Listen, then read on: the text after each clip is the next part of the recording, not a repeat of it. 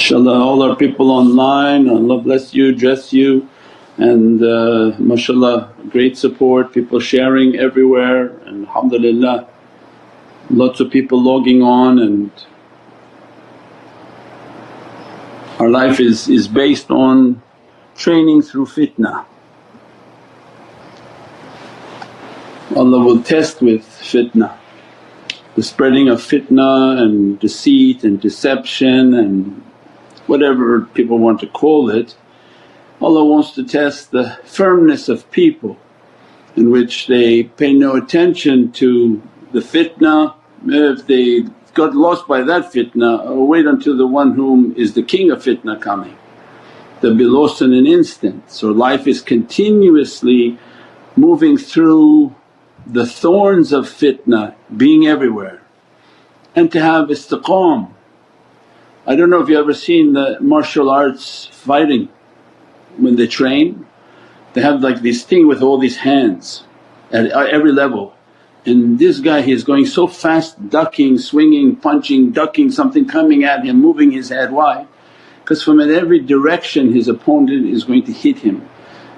It's not like a dance where I go like this and you return like this. Your opponent will come at you with every direction, with everything they have. So how do you train for something that comes to you at every direction in which you continuously have to be on the movement?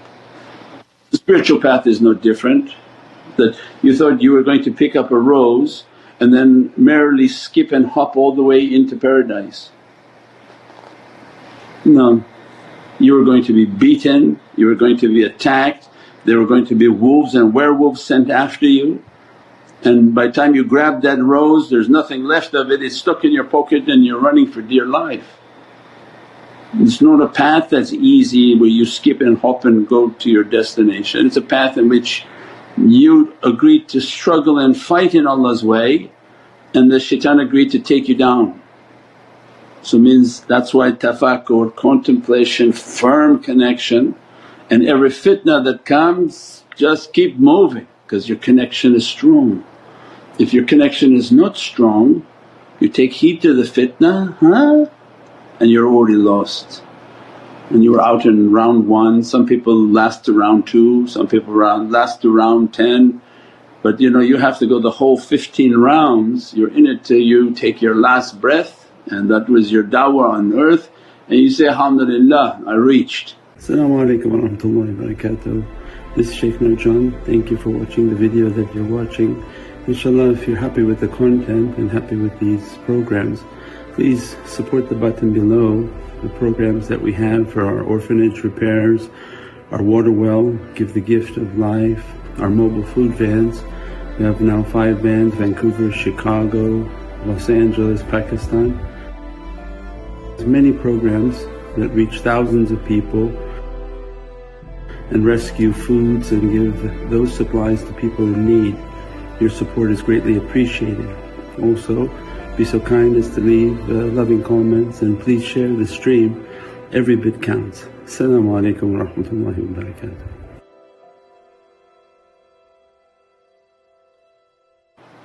And that's our life is a life of struggle, and the only way to survive these difficulties on earth for the great fitnas that are coming is through the tafakkur and contemplation. It's like a lifeline and support. Like an astronaut, you're connected to an oxygen and your shaykh, and your connection is so strong that every type of deceit and deception your connection is strong and firm, not doubting, not this, not that. And that's the only way to survive these difficulties. And we know with 35 years we're under attack and from every direction, holy and unholy. InshaAllah.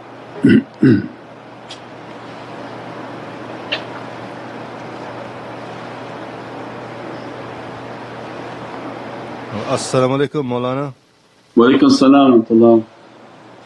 Mawlana, do the holy companions have one face with the Prophet and one face to the nation as a mirror from the kalima? Does this give rise to the split moon and form and veiling of haqq?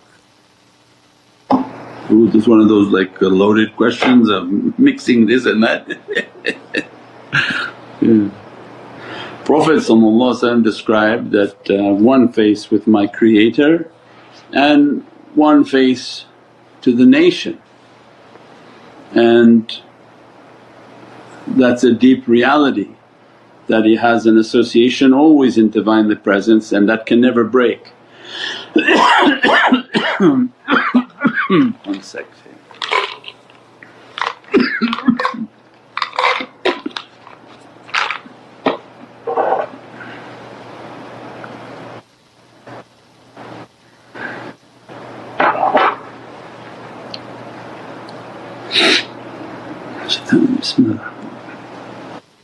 Of one face to the Creator and one face to creation, and that the face towards the Creator is a continuous support in which La ilaha illallah is continuously flowing a qudra to the reality of Muhammadun Rasulullah.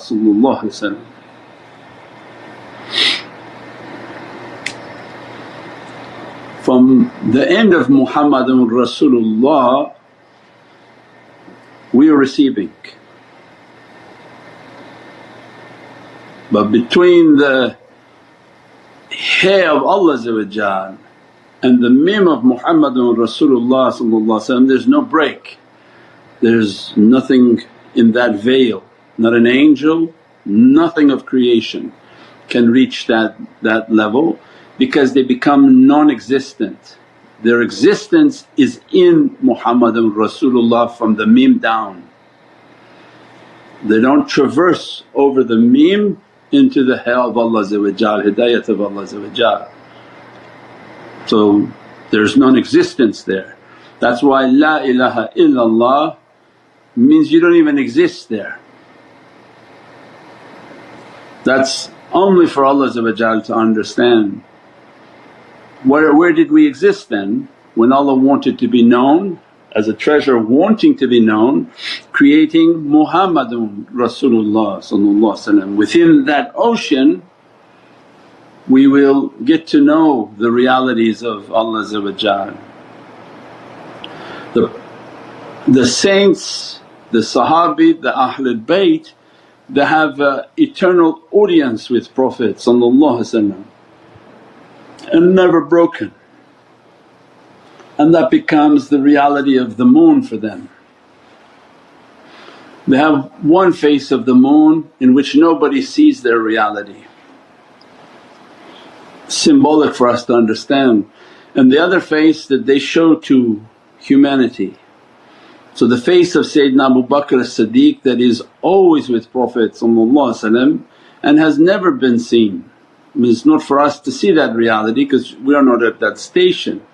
Sayyidina Abu Bakr as-Siddiq and the holy companions, they're at a station in which nobody can see their reality because nobody is that high to do that. You only see at the foot of the one whom is above you. So their reality always in the presence of Prophet, and then they have a surah in which reaches out towards humanity and creation.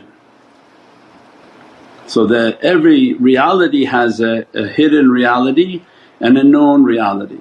So there's a face of the shaykh like the moon in which is seen by people. There's a face that they don't know and they have never seen, and they don't know the reality of the shaykh. That's why when people coming and thinking they're trying to find the reality of the shaykh, they can only find the reality of themselves. And even in their tafakkur they only see the reflected face of the shaykh, not the reality of the shaykh. The reality of the shaykh is for the presence of Prophet in which his nazar is upon that reality, giving it its energies, the same system. Because they don't take from Allah, they take from Allah's reflection to Muhammadun Rasulullah, and as a result Prophet is the power. So after we describe the Rabb, then we go back to anzalnahu fi laylatil qadr wa madraka laylatil qadr, laylatul qadr khayrun min alfi shahr, tanazzal malaikati wa ruh bi-idhni rabbihim kullun amr. By the permission of their Lord, permission of Allah, atiullah, permission of Rasulullah and permission of ulul amri minkum bi-idhni Rabb. So there must be always a permission of this qudra and power that coming down. So they're receiving from these energies and from these lights. That's why I said the depth of understanding Rabb is immense, immense. And that Allah throughout Qur'an uses the word Rabb, and the Arabs who translated to bring deception, we love many Arab students we have, but this was an Arab deceit, right? It's not Pakistanis translating Arabic. It was the Arabs who came to them and said, no, this word actually means this. And the lie and deception, that's what Dajjal means, to make lies and deception in the translations of words. So the concept of Rabb was an authority, and that when Allah's pleased with the servant He wants them to be kunun ma'a rabbaniyun, in which they learned the book and taught the book. Now go back and read what they translated for all these words of Rabb. When it suits them they say Lord, when they can't explain it they say Master. And the verses in Surah Yusuf are important because the Prophet of God is talking to prisoners about their king. Allah talks to the Prophet of Allah about his king and uses the word Rabb, and in their tafsir they say Master, which before they tell you there is no master, you can't have a master. Yeah, because the truth is there from Allah, no matter what try to kufr they put upon it and try to hide it, it can't be hidden.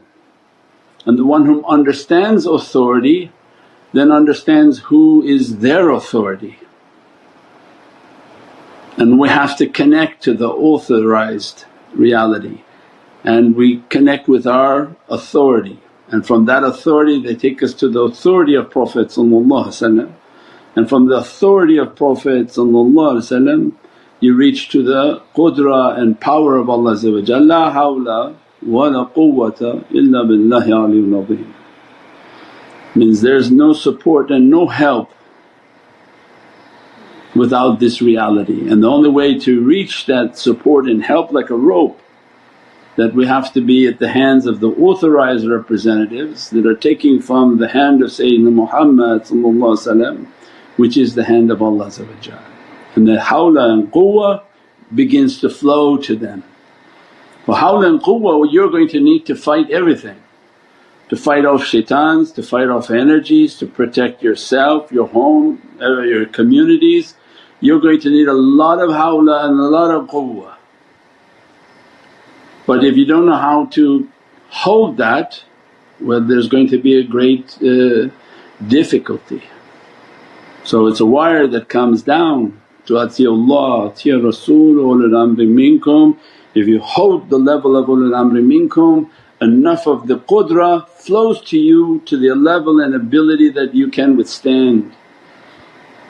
So these are very essential understandings and realities, inshaAllah.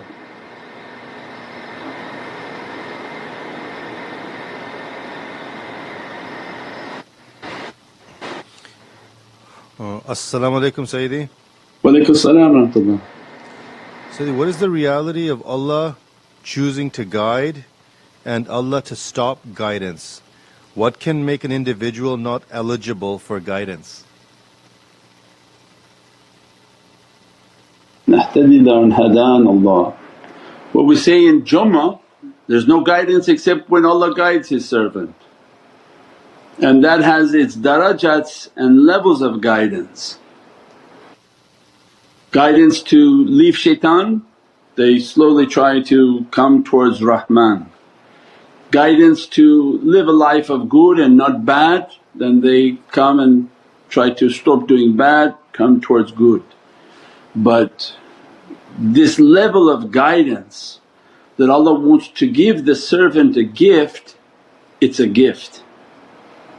Not everybody gets a gift, not everybody becomes a doctor, not everybody becomes a Nobel Prize winner.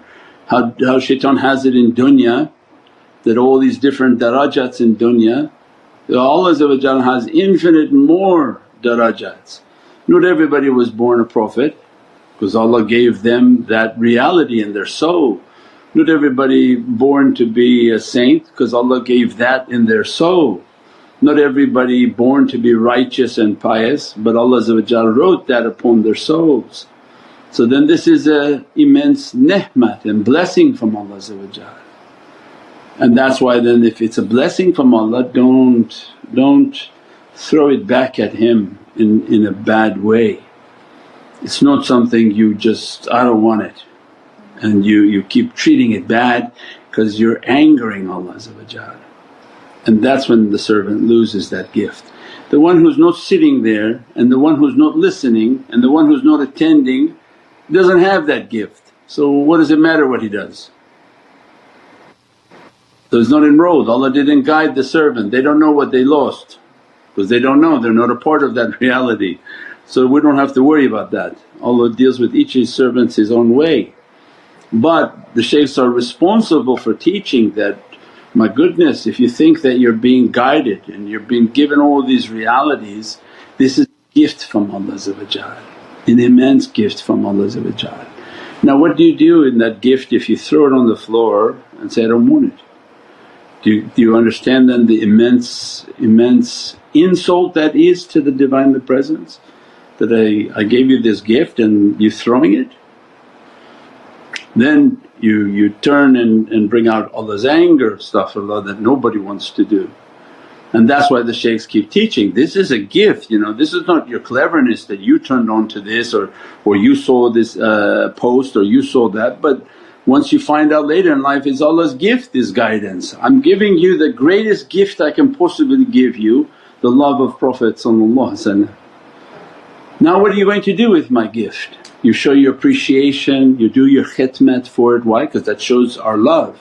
Ya Rabbi, thank you for this guidance, and I go out and I feed and do good and do all these good deeds. Why? To show Allah how much I'm thankful for the gift of guidance, how it blessed my life, blessed my eternal soul, blessed my eternal journey into the realms of realities, which I can never thank Allah enough, nor can I ever do anything to show my true gratitude.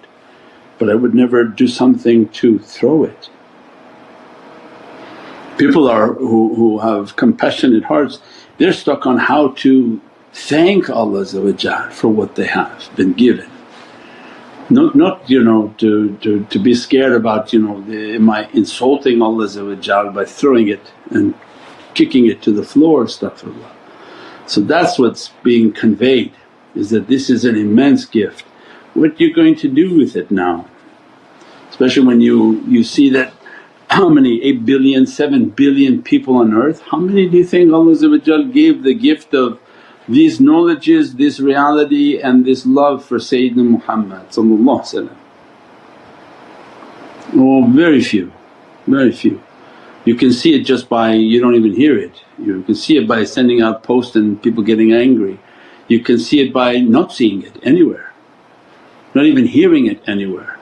Few people, alhamdulillah, but that shows you then how precious the gift is. In dunya they want that like crazy. They say, this watch only one guy on earth has it. Then all these people start bidding for it. They don't want the one that everyone has, they want the one that no one has. They said, this car we made one of it.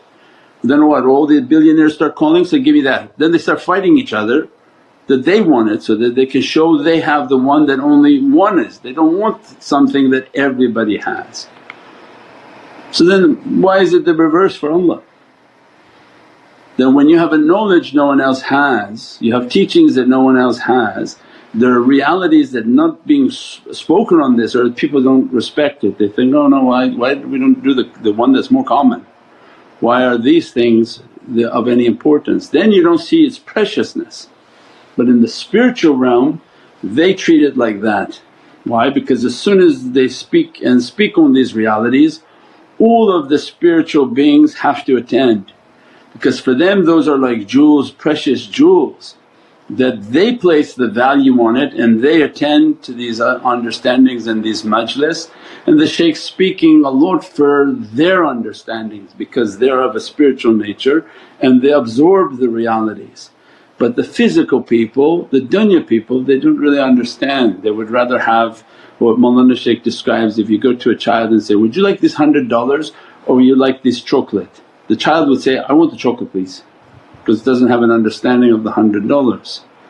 So spiritual gems are rarely understood by physical people.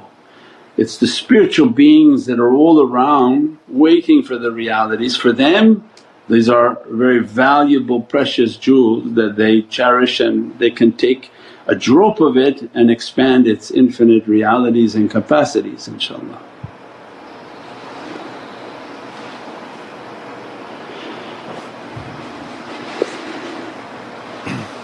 As-salamu alaykum Shaykh.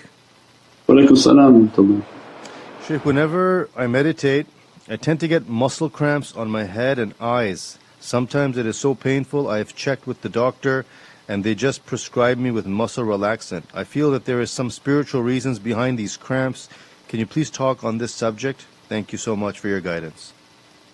Alaikum salam wa rahmatullah. Yeah, I saw this email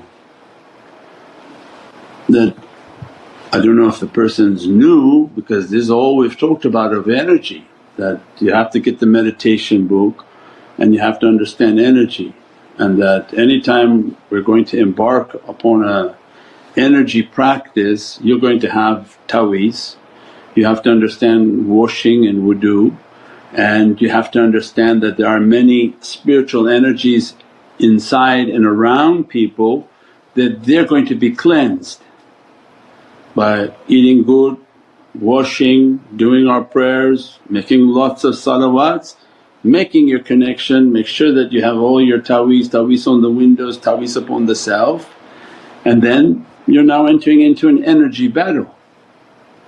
So as soon as you start to meditate and contemplate, you're asking for positive energy to come and negative energy to go. So what happens then? Well, negative energy doesn't go very peacefully.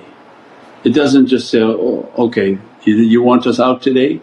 So if you look at the physical world, now they show in Los Angeles there are houses like multi-million-dollar homes that the owner didn't even come back into town, and they went into one house, they're filled with squatters.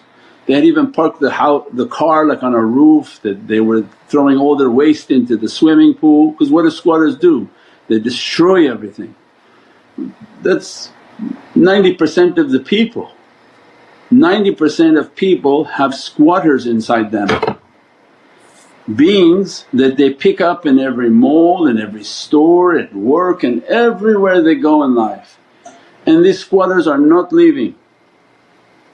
They come through everything, through the food, everything is an energy, and people pick up energy everywhere they go. So then they don't have taweez, they say, oh taweez, no we don't have taweez. Then how you embark on spiritual practices without ruqya and protections? Oh but then they'll talk to two Wahhabis and say, no I don't want to wear taweez. So don't listen to those people because they're filled with shayateen. So it means you put a ruqya upon yourself, you put the ruqya upon the house, the taweez is upon the house, you keep always in wudu, you make your salawats, and now you practice your madad and asking for the madad of the shaykh. And be prepared for energy disturbance. Place salawats in the room that you're meditating, make sure there's no creatures in that room, and that you sanctify the space, perfume the space. Make isfan, if you're having energy issues then you make sure that you get the isfan.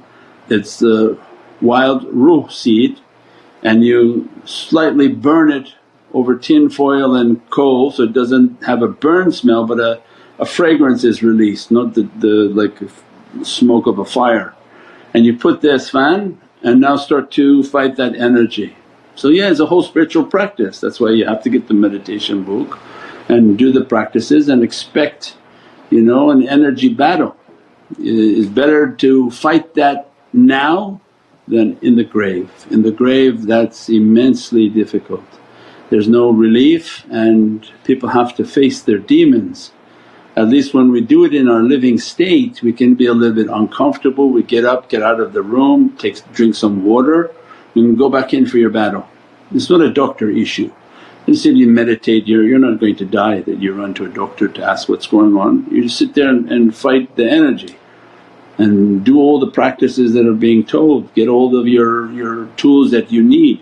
Running to a doctor is only going to confuse you, there's not an energy, there's not an issue for a doctor. If you're just sitting around and having all these different types of things, then you go ask a doctor. But if you sit just to meditate and then become attacked in a meditation, it's not a medical issue, these are energy issues. And this gives you a proof that, oh, this energy is very real the shaykh is talking about. And then people start to feel things and touch of this thing and touch of that thing, and they start to freak out and don't be scared.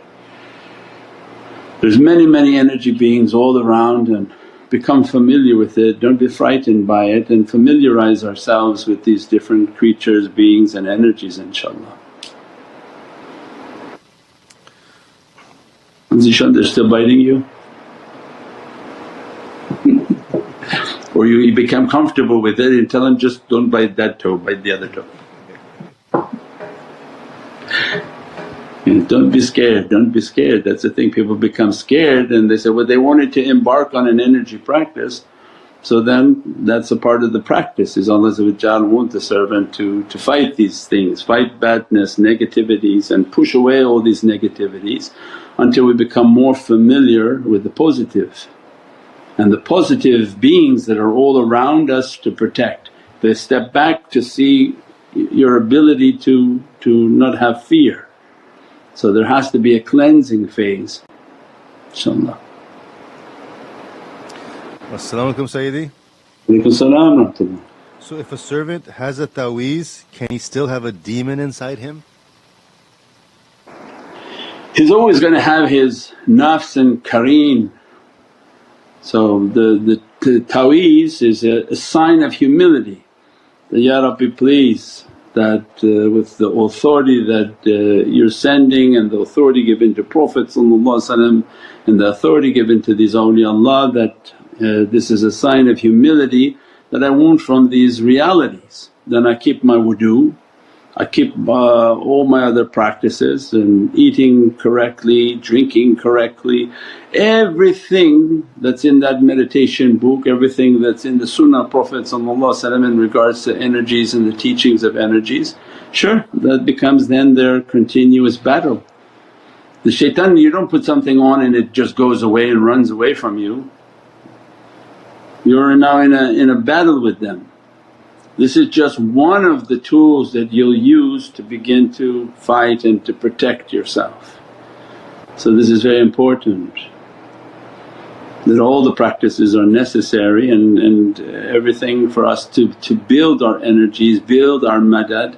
And one shaitan may go, 90 shaitans may go, but the stronger ones will stay and they're an authority over you.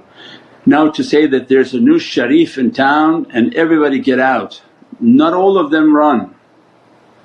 So as soon as you find an authority, that's why when shaitan is your authority, which is 99.9% of humanity right now, they're not even human anymore. They've given complete authority to these demons.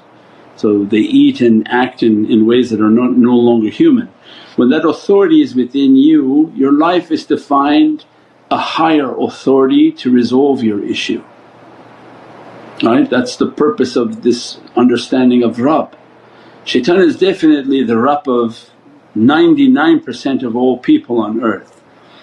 Who's going to take it away? Themselves? Can they be an authority over the authority of shaitan who's already running them? No. That's why self-help is a complete lie. How can you help yourself? You got yourself in this garbage to begin with, how are you going to help yourself? So that's not the sign of humility. Sign of humility was, no, Ya Rabbi, I have to find your heavenly authorities. Ati Allah, ati Rasul wa ulul amri minkum. My life is to find these ulul amrs and take their hand, and their authority is far more supreme than satanic authority. So they are Sharif, which is the name of the family of Prophet right? That's where they got the word Sharif from, the sheriff. right? Because they're sharif. Yeah. Means that they come with a heavenly authority. As a result of heavenly authority, what happens? They come with a notice from the judge, get out, everybody has to vacate here. You put the ta'weez on, it's like a notice on the door, get out, you're not supposed to be in this premises, we're going to start doing things to you if you don't leave. Oh, 90% of them go, they don't want any problems. The rest, then now the zikr, the aura, the meditation is left there bi-idhnillah. Why? Because if it was that simple nobody would practice anything, right? Allah could clear it in one shot. Just let me see a sign of humility, boom, put it on your neck, everything would be gone. But would that be teaching a person how to fish, or that would be fishing for them? They're still going to do all their bad things, they're going to go do every forbidden thing and just put a ta'weez and it resolve it? No. The greater ones that they can't, they have no effect over, those things have to go. Allah leaves then a portion of that. Now let's see if the student is going to build themselves. They're going to take you serious, they're going to start understanding your authority, they're going to start doing the practices that you're telling them to do. By doing the practices we're becoming samina wa atana, that we heard and ati, from atiullah, ati Rasul wa ulul amr minkum. Why was samina wa atana so important? That we heard and we obeyed, because when you come to authority you have to obey the authority. So don't put your face on Facebook, they put their faces on Facebook. They don't put your children on Facebook, they put their children on Facebook. Then they email they're having problems. You have broken all the understanding of authority. So what type of authority you're trying to listen to? They say, don't do, you do it. You're not listening to any authority. So it then become broken authority, and Prophet is watching that they don't respect your authority, because when they go back they say there's still problems for them. They have to go back to the king and say, I'm sorry but they didn't accept your authority, they didn't listen to me and they didn't accept your authority. So what does that say to the person? This is a problem. That's why when they come to guidance their life is to samina wa atana, we hear and we obey. We're trying the best of in our ability to try and to resolve and to correct these issues for our love and respect for Prophet. Prophet said, don't, we don't. Then we can't come back and say, it's not working, we're having these difficulties. So we took every prescription and we try to impose that upon our life, and that becomes a person whom obeys authority. What happens if they obey authority, obey authority, obey authority? What now happens to their status in the presence of Prophet? They become what? Ulul amr. Why? Because they follow the amr, their Rabb. What we describe was amr. Amr is the atiullah alif, ati Rasul mim, wa ulul amri minkum the ra. So when they follow, they're following the command of Allah, Prophet and the ulul amr, which is coming to you through the tongue of the ulul amr. When they follow the amr, they're becoming the people of following the amr. They become the ulul, the people of the amr, the command. They follow the commands to the best of their ability, not everything is perfect, but they're following the commands to the best of their ability. And then Allah begin to dress them to be from ulul, the people of the amr. And then Allah activate their ra and they become Rabbaniyun, lordly. And Allah gives that title in Qur'an, not calling them gods. So it has nothing to do with being creator and not having anything to do with worshipness. Kunuma Rabbaniyun was what? Surah Ali Imran 3 and is it 79? check 379 وَكُونُوا مَعَ رَبَّانِيِّينَ. Which one was the ayat Kareem? Al Imran.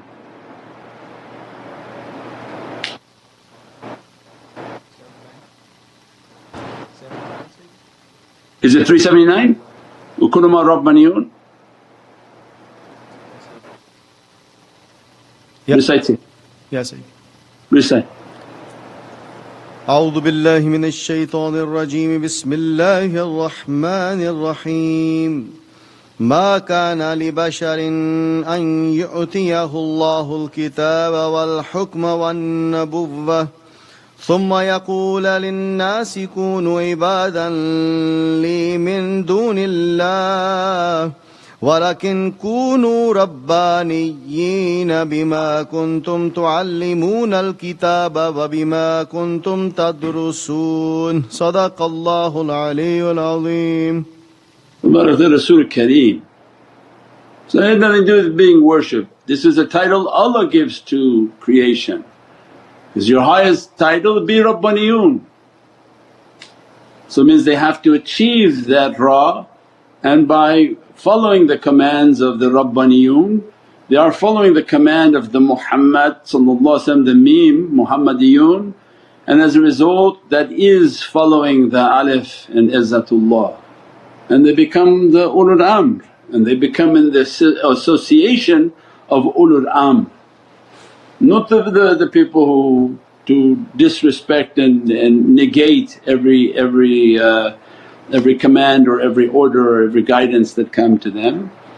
They're being monitored in everything, and as a result their darajats rise with their monitoring, inshaAllah.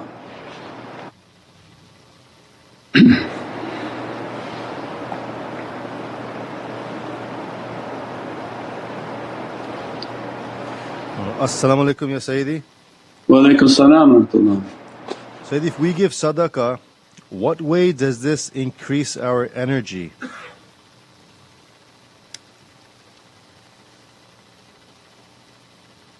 The energy is in the law of energy.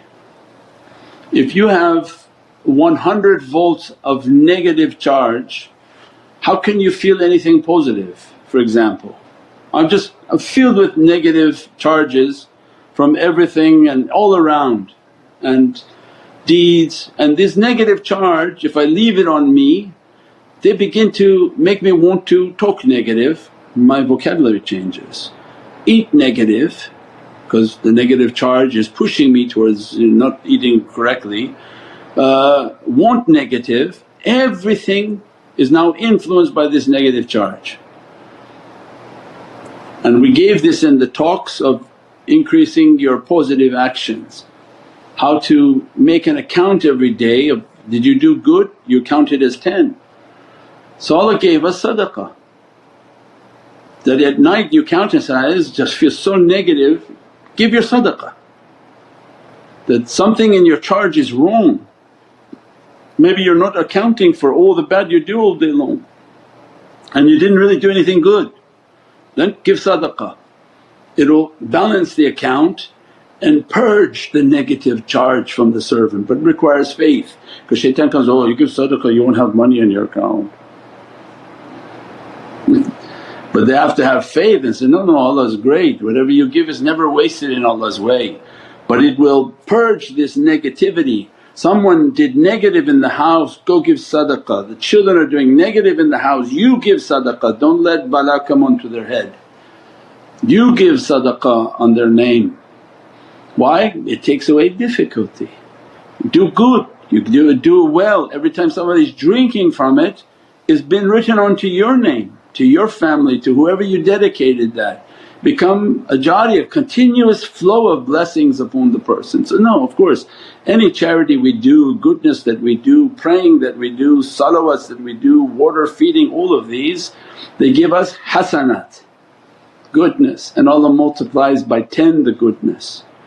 So anytime I put 100 good on me that night and I was at 100 negative, what happens? I pushed out the negative charge and then I become lighter and cleaner. So it cleans you, that's why zakah is zaki is purification. So the ones whom they give and charitable and serve and do khidmat, they don't have that heaviness and their accounts become excess positive because of their khidmat and their way of life, in which they have so much barakah in their accounts that it begins to go off to their families and children and communities. When you have no barakah in your account, then it's all about your negativity being lifted. But when you follow their system, then you're in a continuous daily doing these good things, then daily your accounts are being filled with positive charge. It's like excess positive. We even talked about that in the systems of satellite dishes and power plants. Means that your system is only as good as the battery that can contain the charge you made. But your heart is an infinite battery, as much as you put good Allah will keep that hisab and keep the account. Now imagine those accounts are filled with goodness, it starts to flow to all of your descendants, living and not living, because it's just overflowing fountain of realities and lights and blessings. So this is a lifestyle in which to do these good deeds and live a life continuously doing these deeds, and every night taking a hisab that what the kids did was not nice and I don't want difficulty upon them. And they give, and it's the same system the shaykh's doing. The shaykh knows he has many students not doing anything right, so they do many good deeds, many good actions, many good projects, so that Prophet will be happy with them, forgive and to wipe the accounts. So you're following the system of the shaykh. If the shaykh does nothing, then you probably will learn to do nothing and you just become people who say one thing but do nothing. But if you follow their system, that's their system that was taught to them, is do not because of yourself but because the community you represent, they need good deeds to be presented to Prophet. So they take the initiative to do the water, to do the food, to do the mawlids, to do all of these, and they present these on a nightly basis to Prophet for the sake of this and for the sake of those whom are not doing good, forgive them and inspire them towards goodness inshaAllah. This is our life system inshaAllah, should work to take away every type of negativity. Subhana rabbika rabbil izzati amma yasifoon wa salaamun al mursaleen walhamdulillahi rabbil alameen bi hurmati Muhammad al-Mustafa wa bi siri Surat al-Fatiha. As-salamu alaykum wa rahmatullahi wa barakatuh. This is Shaykh Nurjan. Thank you for watching the video that you're watching. Inshallah, if you're happy with the content and happy with these programs, please support the button below, the programs that we have for our orphanage repairs, our water well, Give the Gift of Life, our mobile food vans. We have now 5 vans: Vancouver, Chicago, Los Angeles, Pakistan. There's many programs that reach thousands of people and rescue foods and give those supplies to people in need. Your support is greatly appreciated. Also, be so kind as to leave loving comments and please share the stream. Every bit counts. As-salamu alaykum wa rahmatullahi wa barakatuh.